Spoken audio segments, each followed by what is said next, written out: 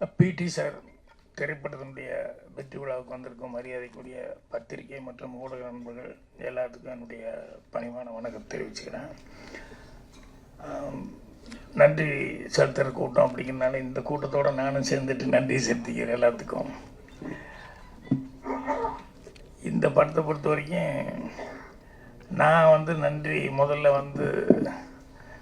ஹீரோவுக்கு தான் சொல்லணும், ஹிப்ஹாப் வாதிக்கு. என்ன அப்படின்னா, அவர் நடிக்கிறதுக்கு ஒரு நல்ல கதை அப்படின்னு சொல்லி செலக்ட் பண்ணுறதோடு நிறுத்திக்காமல், அந்த டைரக்டர் அவர் ஒரு கதை சொல்லும்போது இது ரொம்ப நல்லா வரும்னு ப்ரொடியூசர்கிட்ட போய் அதை சிபாரிசு பண்ணி அது மெனக்கெட்டு ஒரு நல்ல டைரக்டர் கொண்டு வரணும்னு நினச்சாருப்பார்.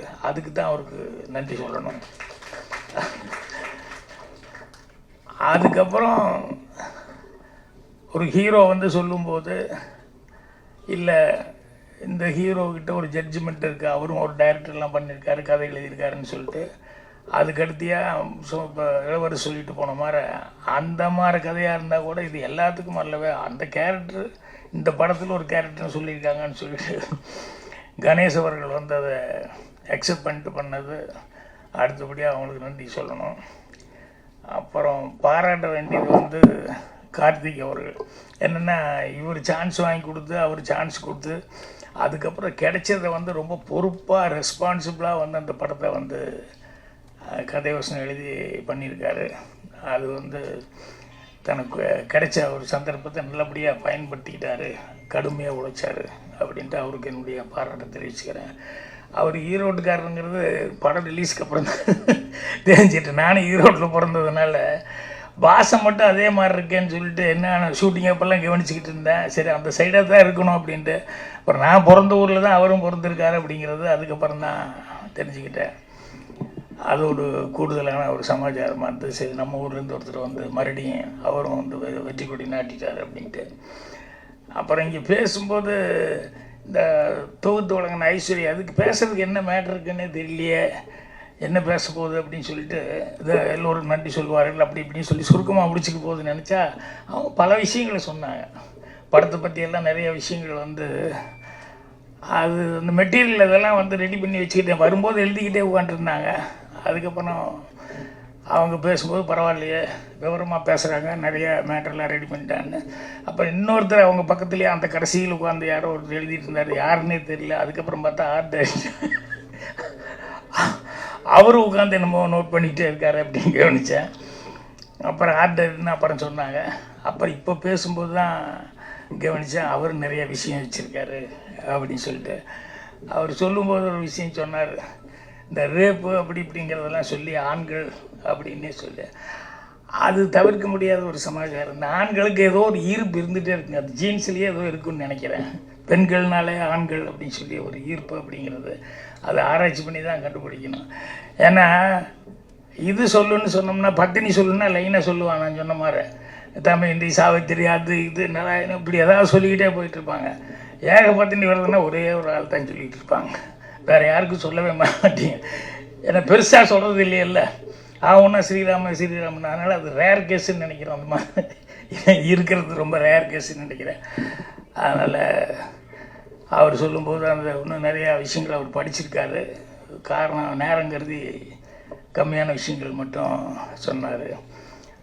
அடுத்தபடியாக நான் அசிஸ்டன்ட் டைரக்டர் ஆகும்போது நான் ஒரு புத்திசாலித்தனமாக பண்ணதாக நான் நினச்சிக்கலாம். ஆனால் அது நான் எவ்வளோ கன்னிங்னஸாக பண்ணேன்னு எனக்கு தான் தெரியும்.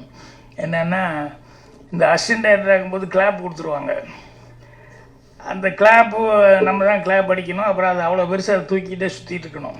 அதோடைய இந்த டைலாக்கு ஸ்கிரிப்ட் அது இதெல்லாம் வச்சுட்டு இது கிளாப் அடிக்கிறதுன்னா ஒவ்வொரு ஷாட்டுக்கும் அங்கே நம்ம ரெடியாக இருந்து கிளாப் காமிக்கணும், இல்லைன்னா அடிக்கணும். அப்படிங்கிறதுனால இது ஒரு இடைஞ்சலாகவே இருக்கு. மற்ற ஆர்டிஸ்ட்டு போய் டைலாக் சொல்கிறதுக்கோ அதுக்கோ இதுக்கோ அதெல்லாம் கவனிக்கிறது மற்றதுக்கெல்லாம் இது கிளாப் அடிக்கிறது பெரிய ஒரு தொல்லையான வேலையாக இருக்கு. இது எப்படியாவது அவாய்டு பண்ணிக்கணும் அப்படின்னு சொல்லிட்டு இது எப்படா அவாய்டு பண்ணுறதுன்னு சொல்லி பார்த்தேன். அங்கே சோம்நாத் ஆர்ட் டைரக்டர், அவர்கிட்ட அசிஸ்டண்ட்டாக சேகர்னு ஒரு ஆள் அவருடைய அசிஸ்டண்ட்டாக இருந்தாப்புல. அவர் எல்லாத்துலேயும் பொந்துவாப்புல, அசிஸ்டன்ட் டைரக்டர் மாதிரியே எல்லா வேலையும் பார்க்குறது பிடிக்கிறது அப்படின்னு சொல்லிட்டு. அந்த ஆள் துருதுருன்று கிளாப் அடிக்கிறதுல தெரியுமா, அப்போ தான் ஃபஸ்ட்டு படம் எப்படி அடிக்கணும் தெரியுமா அப்படின்னு எல்லாம் என்கிட்ட கேட்டுக்கிட்டே இருந்தாப்புல. சரி இந்த ஆளுக்கு கொஞ்சம் தெரியும் போலக்கு அப்படின்னு சொல்லிட்டு வேணும்னே நான் ஷார்ட் 5 அப்படின்னு சொல்லிட்டு பை 3 டேன்னு சொல்லி உளர்னேன் வேணுனேன்.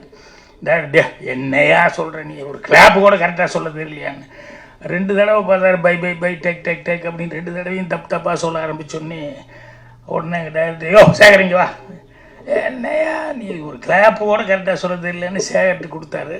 அவன் ஸ்டைலாக வாங்கிட்டு அப்படியே அடித்தான். அதோடு சரி நான் அப்படியே ஒதுங்கிட்டேன். அதுக்கப்புறம் கிளாப்பே தூக்குற வேலை இல்லை. அப்புறம் தப்பிச்சுக்கிட்டேன் நான். எதுக்கு இது சொல்ல வந்தேன்னு இவ்வளோ பெரிய கதை, இந்த இளவரசு தான் இந்த கதை எனக்கு ஞாபகம் வருது. அவருடைய தொழில் வேறு, அவர் முதல் வந்தது இல்லைங்களா. இவர் என்ன தப்பு பண்ணி கேமராமேனு டே நீ நடிக்க போடா, நீ எல்லாம் இதில் சரியாக வரமாட்டேற அப்படின்னு சொல்லி என்ன சொல்லி அனுப்பிச்சாங்கன்னு தெரியல. ஆனால் இன்றைக்கி ஸ்கோர் பண்ணிட்டுருக்காரு. எல்லா கேரக்டரும் காமெடியும் பண்ணுறாரு, சீரியஸும் பண்ணுறாரு. எனக்கு படம் பார்க்கும்போது இவ்வளோ நல்ல கேரக்டர் பண்ணிக்காரு அப்படின்னு சொல்லிட்டு அது யாருக்கு என்ன வரணுமோ அது எப்படி சுற்றினாலும் அது ஏதோ ஒரு விதத்தில் வந்து தான் சேரும். அதனால் இளவரசு அவர்கள், முனிஷ்காந்த் இவங்க எல்லாமே வந்து இந்த படத்தில் சிறப்பான முறையில் நடிச்சிருந்தாங்க.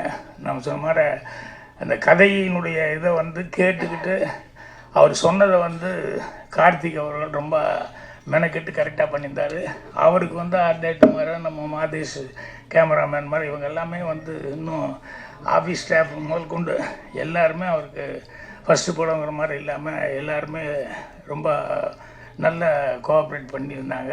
ஸோ அந்த படத்தில் வேலை பார்க்கும்போது ஒரு ஜாலியான ஒரு டீமாக வேலை பார்த்துட்டு வந்தோம். அப்புறம் படம் பார்க்கும்போதும் ரொம்ப நிறைவாக இருந்தது. முன்னாடியெல்லாம் வந்து 50 ஒரு 100 நாள் ஓடினா தான் படம் அதுதான் வெற்றி விழா வரும். அப்புறம் 175 நாளுங்கிறது இப்போ அப்படி இல்லை. 5ஆவது நாள் 7ஆவது நாளே வந்து வெற்றி விழான்னு. அப்புறம் படம் வந்து முன்னாலெல்லாம் ப்ரிவ்யூ அப்படி இப்படிங்கிறதெல்லாம் இருந்தது. இப்போல்லாம் தேட்டரில் தான் கொண்டு போய் ப்ரெஸ்ஸையே கொண்டு போய் உட்கார வைக்கிறேன். ஏன்னா முன்னாலேயே சொல்லி ஏதாவது கெடுத்து விட்டேன் என்ன பண்ணுறது அப்படிங்கிற மாதிரி இவங்களுக்கும் பாதி பயம், யாரும் தைரியமாக படமும் போடுறதில்ல. ஆனால் இந்த படமெல்லாம் வந்து ரிலீஸுக்கு முன்னாலேயே கரெக்டாக வந்து ரொம்ப நம்பிக்கையோடு வந்து கணேஷ் அவர்கள் வந்து இந்த படத்துக்கு வந்து ப்ரெஸ் மீட், ஏன்னா நான் வந்து படம் பார்க்குறதுக்கு முன்னாலேயே எனக்கு ப்ரெஸ்ஸில் பார்த்துட்டு எனக்கு ஒரு 5-6 பேர் ஃபோன் பண்ணி சார் படம் பார்த்தோம் நல்லா இருந்தது அப்படின்னு சொல்லி சொன்னாங்க. ஸோ அந்த மாதிரி இப்போ சீக்கிரமாகவே இந்த வெற்றி விழா அப்படிங்கிறதெல்லாம் இல்லாமல் எப்படா ஒரு 50 நாள் ஓடி வெற்றி விழா இல்லை 75-100 நாள் அப்படிங்கிற மாதிரி இப்போ அது ஒரு கனவு மாதிரி ஆகிப்போச்சு. ஏன்னா அதுக்கான வாய்ப்புகளே இல்லாத அளவுக்கு அது விஞ்ஞான முன்னேற்றத்தில் அப்படி தான் வரும். ஏன்னா ஒரு ஏல ஓடி பியில் ஓடி சியில் ஓடி அப்புறம் கடைசியில் டென்ட் அப்படின்னு வர்றது இல்லாமல் இப்போ ரிலீஸே 10th வரைக்கும் வந்துருச்சு அப்படின்னு சொல்லும்போது நம்ம எதிர்பார்க்கவும் முடியாது அவ்வளோ நாள் ஓடும்ட்டு. இருந்தாலும் அதையும் தாண்டி 25 நாள் 50 நாள் அப்படிங்கிறதெல்லாம் சில நேரங்களில் இந்த மஞ்சுமல் பாய்ஸ் எல்லாம் பிடிச்சிக்கிச்சில்ல, ஒரு பெரிய பொடி பிடிச்சிக்கிட்டல, அந்த மாதிரி படம் எடுத்து நல்லா ஓடுற அளவுக்கு எல்லாருமே மேக்ஸிமம் முயற்சி பண்ணோம். ஸோ இந்த படத்துக்கு பத்திரிகையாளர்கள் உண்மையிலேயே ஒரு நல்ல ஒரு விமர்சனங்களை கொடுத்து உங்களுடைய சப்போர்ட்டுங்கிறது பெரிய லெவலில் இருந்தது.